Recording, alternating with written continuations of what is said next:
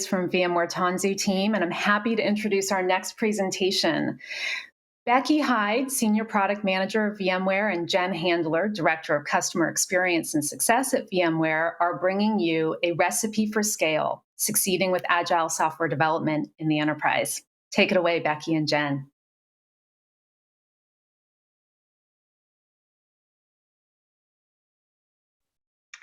Thanks, Estelle. Hi, everyone. Welcome to our talk. My name is Jen Handler. I'm Director of Product Management, Customer Experience, and Success at VMware. Previously, I was a Tanzu Labs consultant, working closely with Becki, helping customers navigate product management challenges at scale. And hello, I'm Becki. I'm a Senior Product Manager in Tanzu Labs, where I consult with our clients on building modern software products and teams. This talk is a companion to a white paper that Jen and I wrote on scaling Agile development in the enterprise. It's based on our experience with clients ranging from financial services to healthcare to manufacturing to the Department of Defense. We'll share a link to that paper at the end of this talk. All right, so to set the stage a bit, you're all familiar with the value of short feedback loops and empowered self-organizing teams. Short feedback loops enable us to incorporate new information quickly and provide us with a mechanism for ensuring we seek out that new information rather than going into knowledge silos. Empowered self-organizing teams enable us to make the best use of that information and push decisions down to the lowest responsible level where people have the most context. But how does this scale? How do we coordinate a bunch of empowered teams and manage a bunch of feedback loops? What do we need to do differently than how we've done things up to this point? You can think of this transition as moving from project thinking to product thinking. How you measure success will change, both for individual performance and for the products and services that people build. How you organize people will change. How you fund work will change. How business and IT collaborate will change, and how you handle long-term maintenance, new initiatives, and sunsetting old apps will change. All of these things will also change at scale, not by exception. So let's get into some tactics of how these things will change. First, we want to talk about the overarching strategy for scale. How do you take what's working well and replicate it out to many more teams? As the number of people and teams you have working in a product mindset grows, you want to scale this way of working to new teams. This is a pretty common scenario. You've got one team working like a well-oiled machine.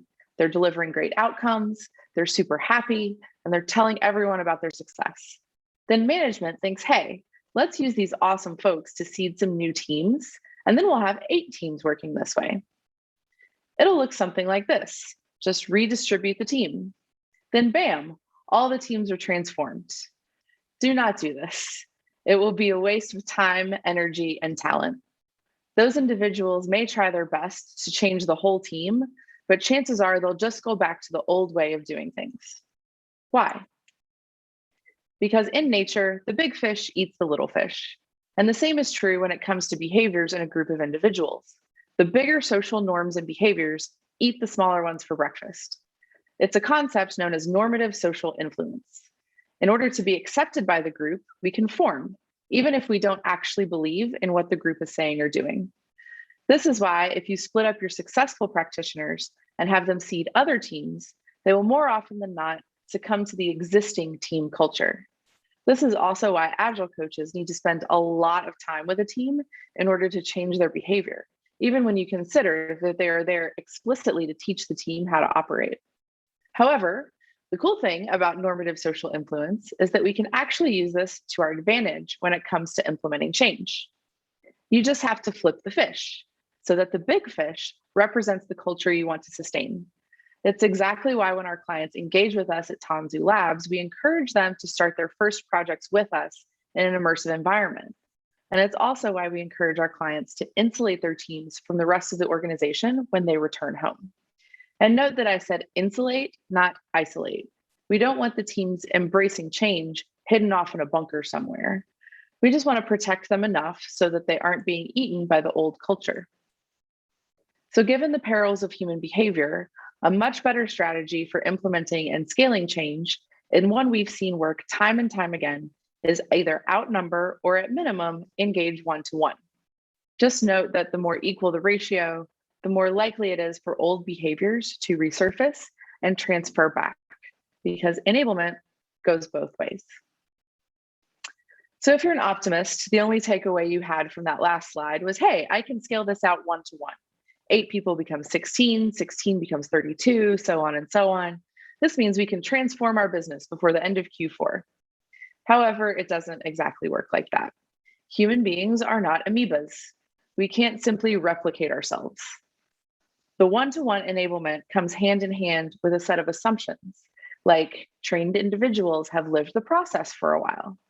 There aren't other outside pressures or commitments, and there's a real mandate for change. It's more likely that your change will look like the hockey stick graph of a startup pitch deck.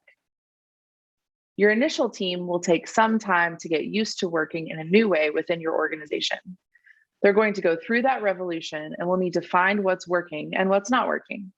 They'll need to identify the exceptions and get support to make those changes at a larger scale, which will pave the way for future teams.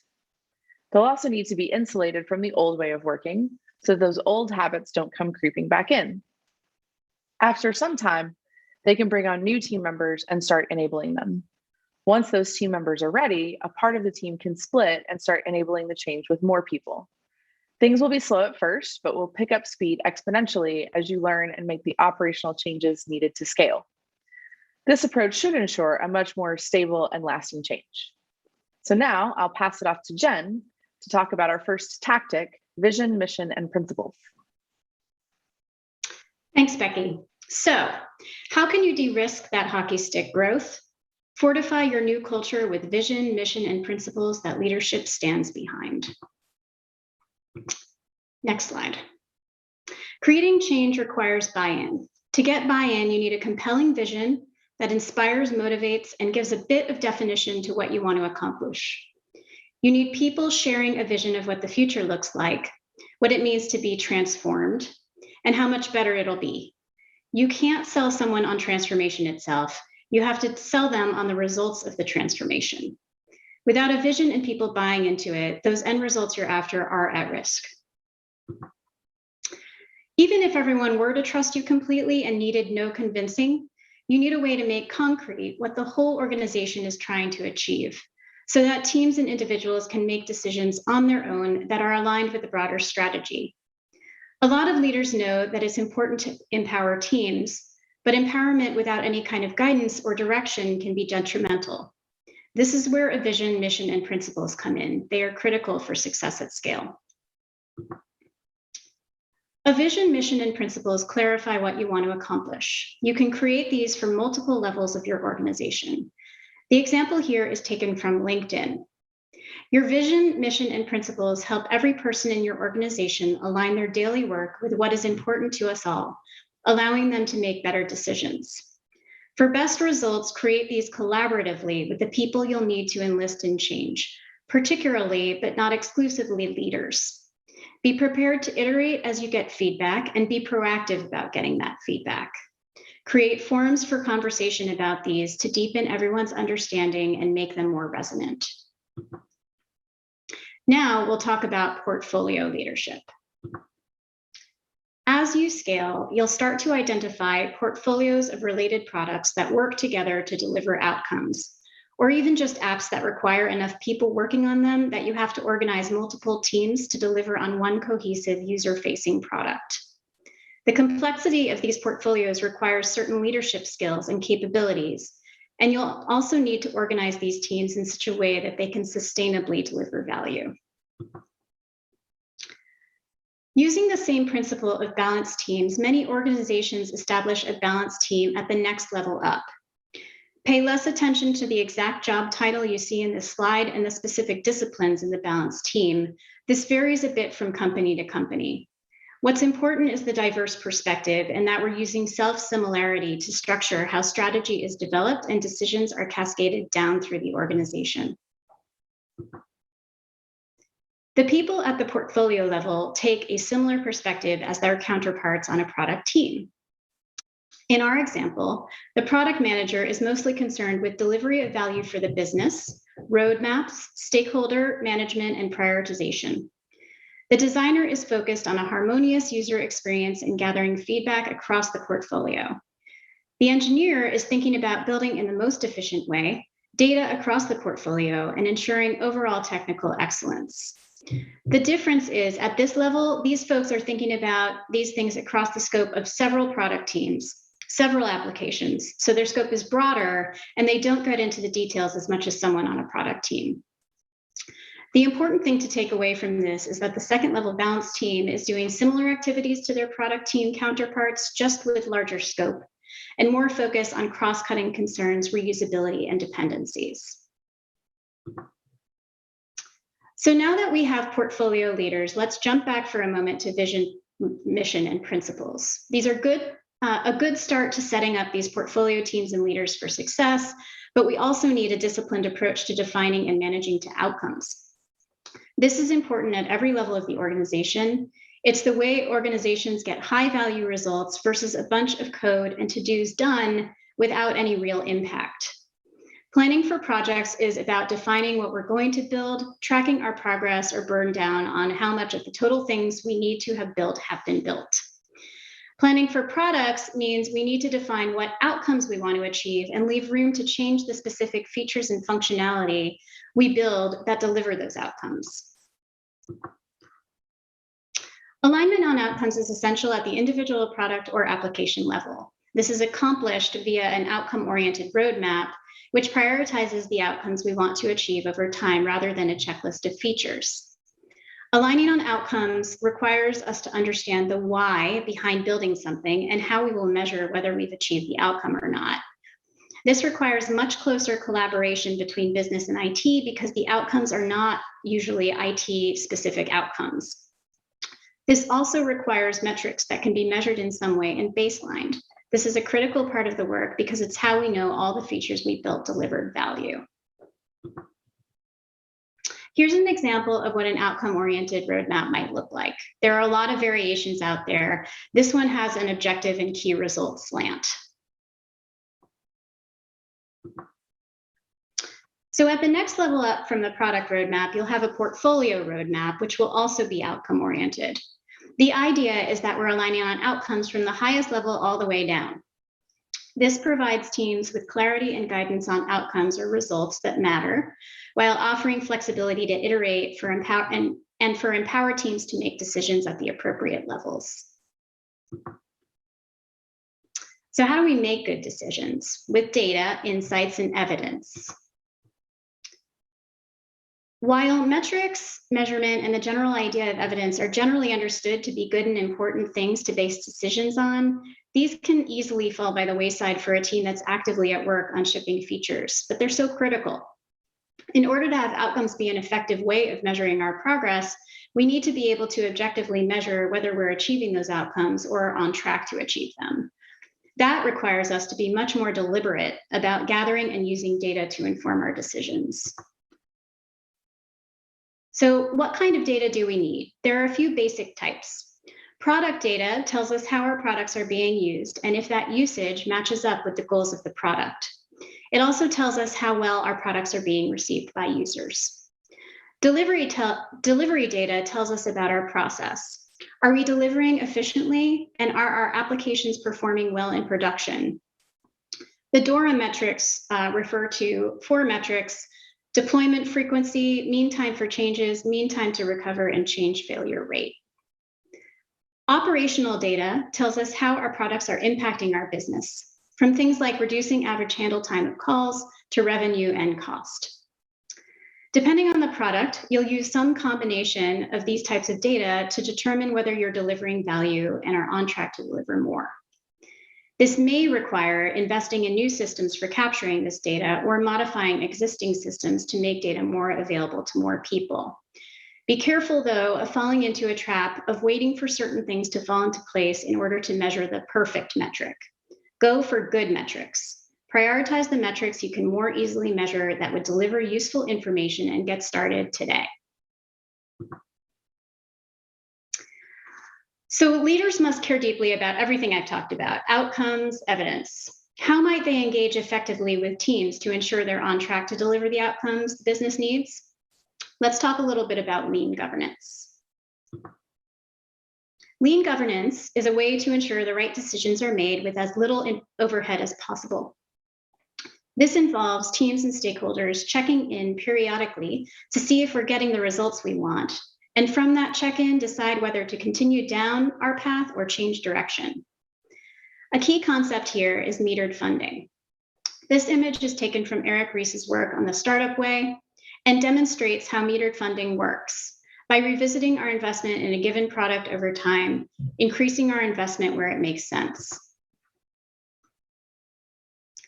A primary tool for accomplishing lean governance and metered funding is through growth boards. A growth board should have the smallest group possible to ensure all stakeholder concerns are represented. It could include people from central planning, IT, HR, legal, security, customer support, sales. At periodic intervals, say every 2 months, for example, a cross-functional group of stakeholders will meet with the product team to discuss product progress toward outcomes. And then we'll make a decision about whether to continue investing or stop investing. When the growth board meets, the product team should be prepared to present progress in the context of their outcome-oriented roadmap, their results with metrics, and lessons learned from experiments.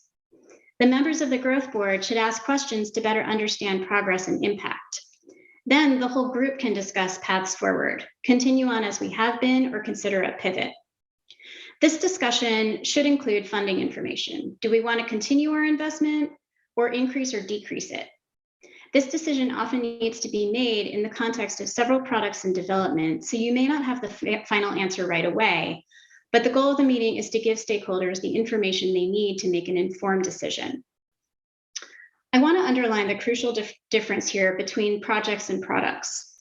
With projects, you might have this conversation once at the beginning to secure all the funding for the whole project. With a growth board approach, you are having this discussion at regular intervals throughout the life cycle of the product, which gives more opportunities for funding where there's value or minimizing funding where there's not. This conversation, again, revolves around key metrics based on stage of product maturity, learnings, and evidence. Now I'll turn it back over to Becki to talk about communities of practice. Thanks, Jen.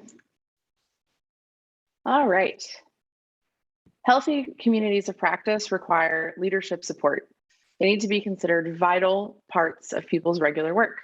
If we don't set aside time to spend talking and learning about our practices, we will default to delivery every time and slip back into old habits. And if the way we were delivering was fine before, then we wouldn't be trying to do it any differently now. The most common way to invest in communities of practice is to establish them as formal entities with a leader focused on their growth and management. One example of this is in the famous Spotify model, where they're called guilds. You may have something similar in your organization already. Companies undergoing massive process change, shifting from projects to products, for example, need to invest intentionally in communities of practice so that there's built-in peer support for people who are new to the change or who are experiencing challenges implementing change. Their current leaders and peers may not be great resources to them in implementing a new process because those people may not have experience with it either. In the example shown here, all the engineers from all the product teams are members of a community of practice for engineering. And it's often helpful to have someone in the role of a practice lead to coordinate practice meetings, manage content that is valuable to the practice, and to help practitioners find coaches and mentors, and opportunities to coach and mentor others. So last but not least, how do we approach engineering and architecture when we're agile at scale? 3 main categories have come to the fore in our work that enable teams to continue to respond to changes and feedback while still contributing to a larger vision and strategy.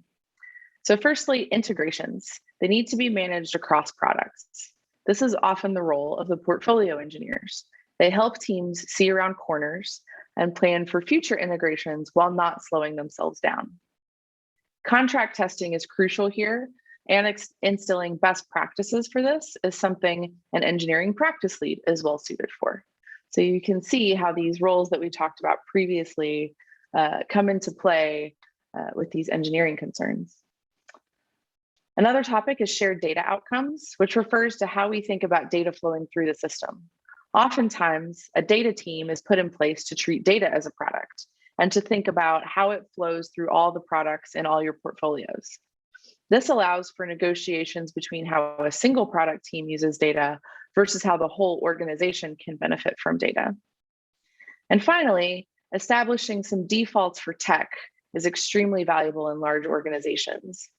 While we don't want to prevent a team from choosing a new technology if it truly makes sense for their use case, having some default languages and frameworks allows for teams to help each other, for deep expertise to develop in these areas, and for easier team rotations to enable career growth and quality and the reallocation of your funds to the right efforts based on your growth boards. So here are some resources to follow up with if you want to dig in more. Our white paper, How to Scale Agile Software Development. Another article on this topic, Supporting Employees Through Digital Transformation. This is more the people management side of things. What types of management challenges are you going to run into when you're scaling? And last but not least, the Tanzu Developer Center, where we have open sourced all of the common practices that we use on product teams in Tanzu Labs to make them available for your use. Thanks everybody for joining us today. Please hop in our Slack channel and find the link to our Q&A Zoom. We'll be there in just a couple minutes to chat about this stuff with you afterward.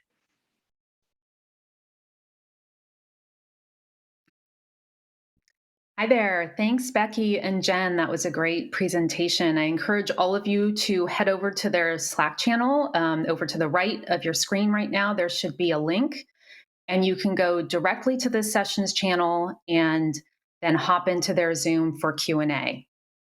And we have about 3 minutes and counting before our next presentation. So we've got a little time to wait until we hear from the good folks at Voya Financial.